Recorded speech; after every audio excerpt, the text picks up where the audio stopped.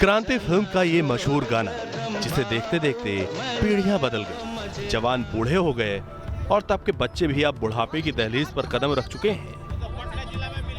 लेकिन अगर कुछ नहीं बदला है तो बिहार के एक गांव के लोगों की तकदीर। यहां आज भी हर घर से चना जोर बनाने के लिए ठक ठक की आवाज सुनाई देती है। पीढ़ियों से चल रहा ये काम आज भी बदस्तूर जारी है।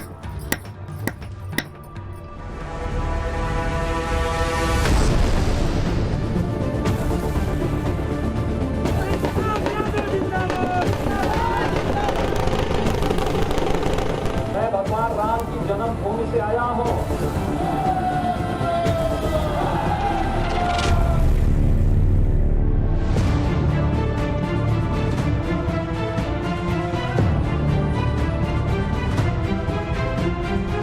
बिहार का चुनावी रण बिहार के रंग के संग दिखाने निकली न्यूज नेशन की टीम बिहार का कोना कोना खंगाल रही है। चुनावी शोर और लोक लुभावन वादों की झड़ी के बीच सियासी घमासान में लोगों का मन टटोल रही है। लोगों को बिहार की नई सरकार से क्या उम्मीदें हैं, उम्मीदवारों पर कितना है मतदाताओं का भरोसा, ये जानने के लिए हमारी टीम एक एक गांव का दौरा कर रही है। कहते हैं कि बिहार गांव में ज्यादा बसता है। ऐसे में बिहार की चुनावी नब्ज टटोलने के लिए न्यूज नेशन की टीम ने एक ऐसे गांव का रुख किया जो खुद में बेहद खास है। इस गांव में कोई बंधुआ मजदूरी से छुटकारा पाना चाह रहा है तो कोई आज भी लाल झंडे के नीचे खुद को ज्यादा महफूज समझता है। कहीं सरकार के दावों को झुठलाते बेरोजगार युवाओं की भीड़ है तो कहीं खंडहर में तब्दील हो चुकी बापू की यादें। आज हम बिहार के ग्रामीण क्षेत्रों में चलेंगे, गांव में चलेंगे, कुछ खास ऐसे गांव में चलेंगे जहां पर आज भी लाल झंडे का वर्चस्व है।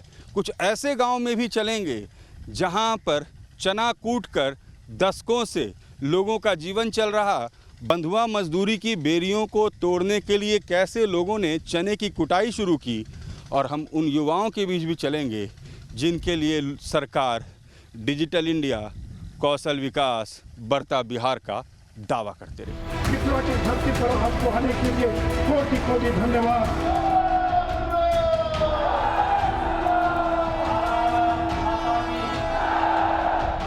बिहार में सियासी घमासान तेज हो चुका है। राजनीतिक दल शह और मात के लिए बाजियां चल रहे हैं तो चुनावी मौसम का असर गांव में भी देखा जा रहा है। सबसे पहले न्यूज नेशन की टीम ने बिहार की राजधानी पटना से 40 किलोमीटर दूर एक ऐसे गांव का रुख किया जिस गांव की कहानी आज के इस लोकतांत्रिक व्यवस्था के मुंह पर तमाचा है। फिल्म क्रांति के चना जोर गाने की कहानी समझने यहां पहुंची हमारी टीम को गांव के लोगों के सपने चूर मिले और सरकार के खोखले वादे से बौखलाए लोग। इस पहचान बोर्ड की स्थिति देखकर बिहार के गांव की स्थिति का अंदाज़ा लगाना मुश्किल नहीं, क्योंकि कमोबेश कुशवन गांव का ये जो बोर्ड है ये बता रहा है कि बिहार के गांव की स्थिति क्या है। बिहार के गांव अपनी पहचान बचाने के लिए संघर्ष कर रहे हैं। सरकार के वायदों और आश्वासन से दूर ग्रामीण खुद की पहचान बनाने में जुटे हैं, क्योंकि इन्हें ऐसा लगने लगा है कि तमाम वायदों के बावजूद बहुत कुछ बदल नहीं पाया। कुशवन गांव के लोगों ने अरसे से बंधुआ मजदूरी कर गुजर बसर किया। उसके बाद जब भी मदद के लिए कोई हाथ नहीं बढ़े और परिवार को 2 जून की रोटी का सहारा नहीं मिला तो गांव के लोगों ने चनाचूर बेचने का काम शुरू किया। अब घर घर में एक ही आवाज आती है। आप लोग कब से ये काम कर रही है दीदी? हम लोग तो कम से कम 10 बरस कुछ नहीं फायदा दिए हैं सर, कुछ भी नहीं जी। सुबह में खाना वाना बना खा के बच्चा लोग के सेवा उवा करके हम लोग इसी में लग जाते हैं। हाथ दर्द कर जाता हो जी। हाँ, गरीब आदमी है, बच्चा लोग कैसे पलाएगा? नहीं करेंगे, नहीं अच्छी होगा तो बच्चा लोग के कैसे पाल पोषण करेंगे? ये इसी करके हम लोग करते हैं ना बच्चा लोग के सब चीज। दिन भर ये चना कूटते रहते हैं, तो सरकार का कोई योजना वगैरह या नहीं पहुंचा आप लोगों को? कुछ नहीं। कोई महिलाओं के लिए जितना कार्यक्रम है, कौशल विकास, ये सब जो सरकार की योजना है कुछ भी नहीं करते हैं। अगर बेचने भी गए बस पर कुछ हो भी गया तो सरकार हम लोग के कुछ भी नहीं करती। पता चला कि यहाँ घर घर में चना को चूर एक मसालेदार नाश्ता बनाया जाता है जो चनाचूर के नाम से मशहूर है। गांव के घर घर में ये काम हो रहा है। जब न्यूज नेशन की टीम गांव की गलियों से गुजरी तो झुंड में बैठी महिलाएं चनाचूर तैयार करती नजर आईं। वो एक खास गीत के जरिए सरकार को कोस रही थी। इस गीत में कारोबारी वेदना थी और सरकार को कोसती महिलाओं का दर्द।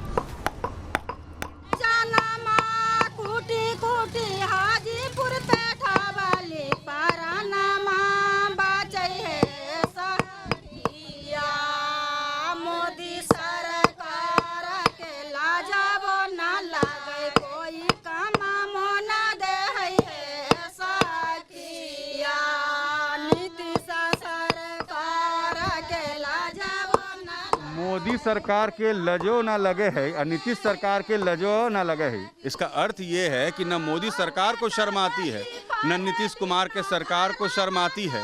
हमें आज भी चना कूट के ही जीवन बसर करना पड़ता है। ये देखिए, इनके गीत को समझिए, लोकल डायलेक्ट्स में ये गीत है।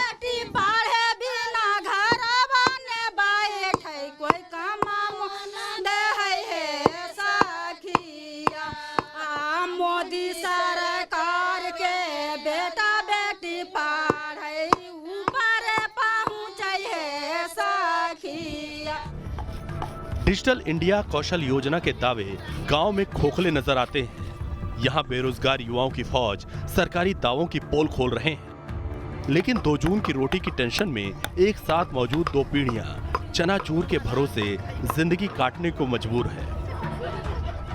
पिछले 2 दशक से ये यही काम कर रही हैं, सिर्फ चने की कुटाई, और दूसरा कोई काम इनके पास है नहीं। ना यहाँ के युवाओं को कोई काम मिला। जब मैं गांव में पहुंचा तो अमूमन मुझे दिन के समय भी तमाम युवा इसी तरीके से गांव में दिखे खड़े हुए, जिनके पास रोजगार नहीं है, काम नहीं है। महिलाएं जो चना कुटती हैं, कुछ पुरुष जो घर के होते हैं वो इसे लेकर ट्रेन में, बस में जाते हैं और इससे ही उनकी ज़िंदगी चलती है। जो युवा होते हैं उनके पास आज भी इन गाँवों में कोई काम होता नहीं है। यहाँ पर कोई कौशल योजना कुछ चलता है? कुछ नहीं चलता है, कुछ नहीं। तुम लोग क्या करते हो? कोई काम नहीं है तुम लोगों के पास? काम है सर, बहुत काम है। क्या करते हो तुम लोग? कौशल योजना और सरकार बोला डिजिटल करेंगे, डिजिटल गांव बनाएंगे, वो सब डिजिटल कुछ नहीं हो, कुछ नहीं हो, हाँ? कुछ नहीं है डिजिटल में अभी, कुछ नहीं मिला, कुछ नहीं। क्या बाबा कुछ गांव में आया? हाँ, कुछ नहीं होता है, कुछ तो नहीं होता है, कोई रोजगार नहीं। तुम लोग सब यंग लड़के हो, तुम लोग को कोई काम नहीं मिला अभी तक? नहीं। गांव से निकलते वक्त हमारी मुलाकात कुछ युवाओं से हुई जो हर रोज एक टोकरी चनाचूर बेचने सुबह से शाम तक कई किलोमीटर का चक्कर लगाते हैं। हमारे साथ जो 2 साथी हैं, क्या नाम है आप दोनों का? मेरा पारसनाथ पासवान। और आपका? मेरा श्रवण नाम। ये क्या है ये जो लेकर जा रहे हैं? बताओ। चनाचूर है। क्या करते हैं इसको, कैसे बेचते हैं? चनाचूर ही कुटते हैं, सुबह शाम कुट के मेहनत करके कमाते हैं, 200-250 रुपया कमाते हैं। छपड़ा हाजीपुर तक बेचते हैं, जाके बेचते हैं। कुसवन के बाद हमारी टीम मसौड़ी गांव पहुंची। इस गांव के खेतों में लगे लाल झंडे इलाके के इतिहास और राजनीतिक समीकरण को समझाने के लिए काफी थे। नक्सल प्रभावित इस इलाके में आज भी नक्सलियों का गहरा असर है। यहाँ के किसान न जाने क्यों सरकारी व्यवस्था से नाराज दिखते हैं। ये लोग खुद को लाल झंडे के साए में महफूज समझते हैं। आज भी लोग ये मानते हैं कि कई ऐसे संगठन प्रभावी हैं जो आज भी लोगों को संरक्षण और विकास की बात करते हैं, मगर देते कितना है? आप लोग इसी इलाके से आते हैं? जी, हम लोग इसी बीर पंचायत के हैं। कितना प्रभाव यहाँ पर रहा लाल झंडे का? लाल झंडे का तो प्रभाव शुरू से है, और जो एक्चुअली में जो भी अभी जितना भी इंडिया में पार्टी है, लेकिन एक्चुअली जो इसका ओरिजिनल कैडर है किसी पार्टी का तो लाल झंडा का है, और बाकी सब तो इधर से उधर दल बदलू है। नक्सलबारी के जो बात करते हैं तो देखिए, आज़ादी के बाद जो है अभी तक जो कोई विकास नहीं किया, और जो विकास होना चाहिए, मान सम्मान हक अधिकार के जो बात तो है, जो संविधान में जो अधिकार है लोगों को वो मिलना चाहिए। शिक्षा रोजगार से लेकर के तमाम चीज़ें वो नहीं मिल पा रहा है। शहरों में जहां ड्राइंग रूम और वेंकट हॉल में चुनावी चर्चा होती है, तो गांव के लोग मवेशियों के लिए बने नाद पर ही गर्मा गर्म चुनावी चर्चा करते दिखे। चाचा, कितना बदलाव आया है गांव में? कुछ आया बदलाव? कुछ हमने के तो सरकार लगा के घाट गल है। हाँ, हमने के तो आओ घाट गल, जे जरा मना मजदूरियों करे कर के सल बाबू लोग प्याज रोपा था हमने समन मजूरी करे मजूरी कर के ले लियो कि 2 मन 4 मन घरे होल तो वो बिगाइए जहावा घरे से कोई नहीं हुआ है। जितना भी कुर्सी है ये सब पर घूसे खोजता है। किसान सरकारी दफ्तर में जाइएगा वहाँ पर घूस की मांग। हाँ, सीधा आदमी का कोई वैल्यू नहीं है। जो रुपया वाला है उसको काम होता है, जिसको नहीं रुपया है उसको कोई काम नहीं होता। मसौड़ी गांव की ऊंची नीची सुनसान सड़कों से गुजरते हुए हमारी टीम नौरंगाबाद गांव पहुंची, जिसका रिश्ता राष्ट्रपिता महात्मा गांधी से है। बताया जाता है कि 1948 में आजादी के बाद सांप्रदायिक सौहार्द कायम करने के लिए यहां बापू खुद आए थे। उन्होंने गांव में सभा की थी और गांधी सेवा सदन का निर्माण कराया था। लेकिन सूबे की राजधानी पटना और मुख्यमंत्री नीतीश कुमार के गृह जिले की सीमा पर बसे इस गांव में विकास के नाम पर कुछ नहीं हुआ। बापू से जुड़ी ये अनमोल धरोहर खंडहर में तब्दील हो गई है।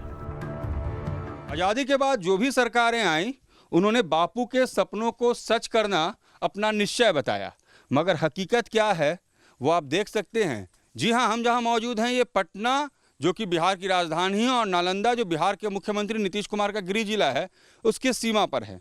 मेरे ठीक पीछे 1948 में बनाया गया बापू सेवा सदन, गांधी सेवा सदन है। आज आपने पटना और नालंदा के बॉर्डर पर बसे इन गांवों का चुनावी मूड देखा। अगली कड़ी में दिखाएंगे बिहार चुनाव का एक और रंग और जनता से पूछेंगे इस बार के चुनाव में बिहार में और काका बा।